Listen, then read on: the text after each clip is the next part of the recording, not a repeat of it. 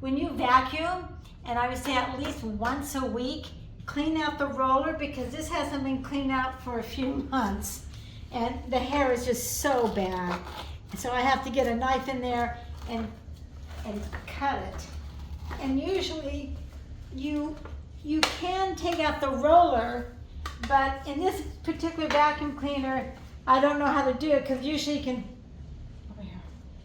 you can pop out the sides, but this particular vacuum cleaner, I'm not sure how it's done because the whole piece might come off.